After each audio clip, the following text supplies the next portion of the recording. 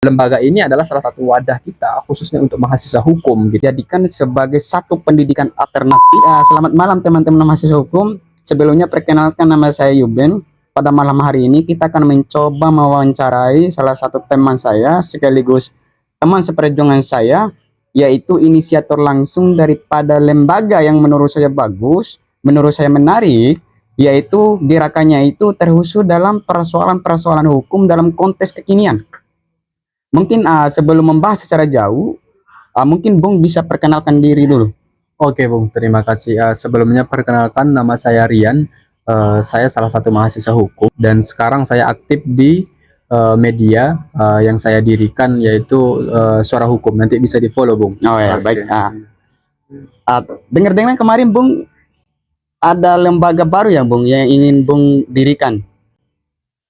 Bung bisa jelaskan dulu nama lembaganya dan apa latar belakangnya itu, kenapa lembaga itu bisa berdiri? Oh oke Bung, jadi saya inisiatif untuk menghadirkan salah satu lembaga ini yang saya beri nama Gen Z Law Reform Institute.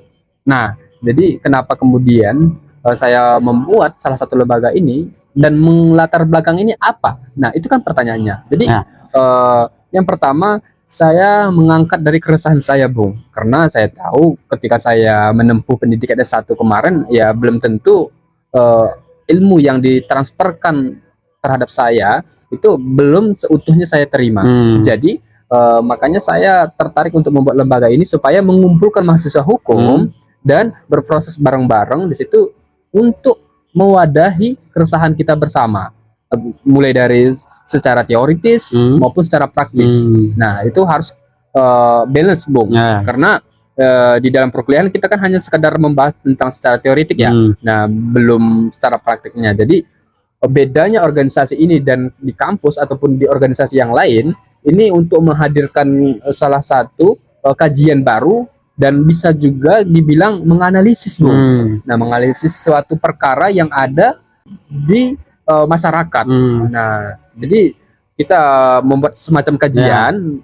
Nah, terus nanti secara teoritis seperti apa dan kemudian prakteknya itu seperti apa. Semisal prakteknya apa yang harus kita buat di dalam kajiannya itu. Semisal kita undang nanti salah satu pemateri handal, nah untuk mengisi materi dan akan diajarkan nanti bagaimana cara membuat surat kuasa dan bagaimana caranya membuat surat gugatan, membuat syarat legal. Nah, tentu itu akan diajarkan nanti di dalam lembaga ini, Bung. Nah, makanya lembaga ini adalah salah satu wadah kita khususnya untuk mahasiswa hukum gitu. Nah, ini barangkali juga teman-teman yang ingin mau join di lembaga ini, ya monggo, kita terbuka. Ini bukan sifatnya seleksi dan lain sebagainya. Jadi yang mau masuk, yang penting aktif, mau berproses bareng, monggo silahkan masuk gitu, Bung.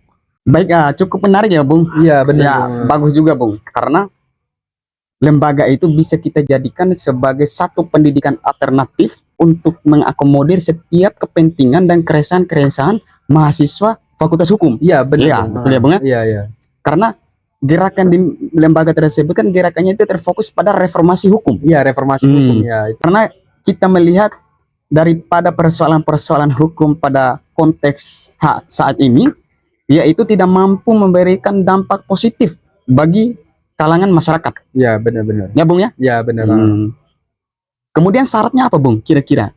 Sebenarnya syaratnya enggak terlalu rumit Bung. Cukup nanti pantengin, nanti kita upload di Suara Hukum, media Suara Hukum. Nanti kalau teman-teman belum follow, silahkan follow dulu. Nah, nanti kita update di situ.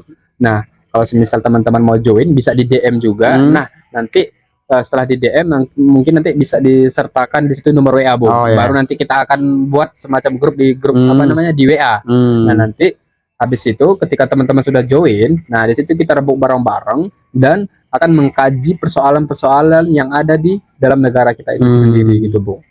Berarti nggak ada syaratnya Bung ya? Tidak ada Bung, yang penting aktif dan setiap ada kegiatan itu misalnya riset maupun penelitian langsung turun ke lapangan, misalnya apa namanya di kalangan masyarakat, ya kita harus memberikan salah satu pandangan hukum terhadap masyarakat dan untuk menjawab persoalan-persoalan yang masyarakat inginkan. Nah, itu kan mahasiswa ini kan dia hadir harus untuk apa ya? Promotor lah. Iya, promotor gitu. Gitu, Bung. Ya.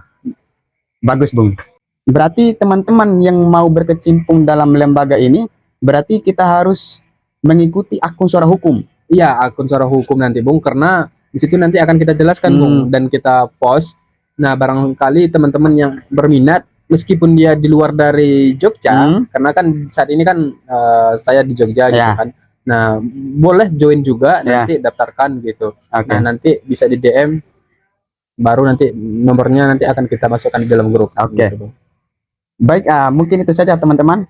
Bisa teman-teman kalau mau join dalam lembaga ini, teman-teman bisa mengikuti akun Instagram Suara Hukum. Di situ akan dijelaskan dan mengenai latar belakang dan fenomena-fenomena apa yang kita angkat dalam persoalan-persoalan hukum. Oke, sekian dari saya. Sampai jumpa dalam pembahasan selanjutnya.